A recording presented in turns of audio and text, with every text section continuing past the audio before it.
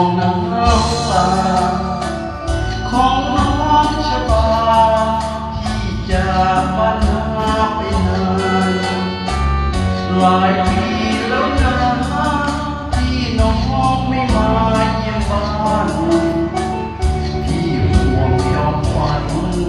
น้องนั้นจะรู้บ้างไหมพี่เตรียมไม่ต้องไว้รองน้ำตา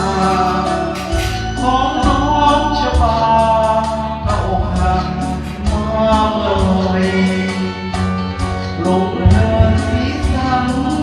สักวันจะต้องร้องไห้กับก่อนจะตายตัวเจ้าจะตายทั้งเป็นทุ่งนาแห่งนี้เมื่อก่อนเคยมีตัวเจ้าใต้ต้นสะเดาพี่เคยหยอกเย้าเจ้าเล่นเคยกอดเคยหอมดมเช้าและเย็นเจ้าคงเบื่อเว้นน่าไล่ชายใจซื่อจะเอาไปตองไปรองน้ำตาของน้องชบาถ้าเจ้ากลับมาเสียชื่อที่ห่วงงามคำจะช้ำด้วยความดื้อส่วนพี่นั้นคือยังต้องห่วงน้องชบา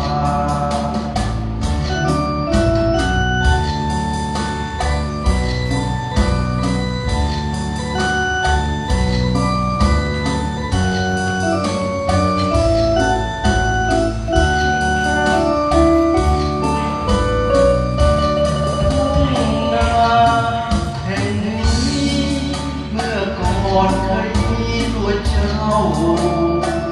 ใต้ต้นสะเดา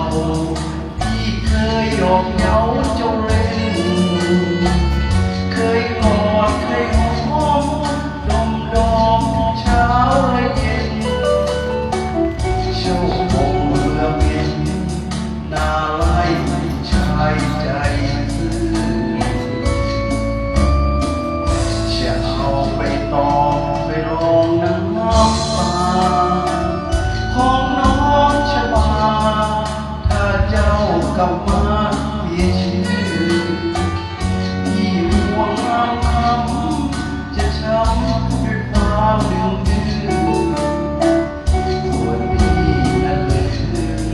ยังต้องห่วงน้องชบา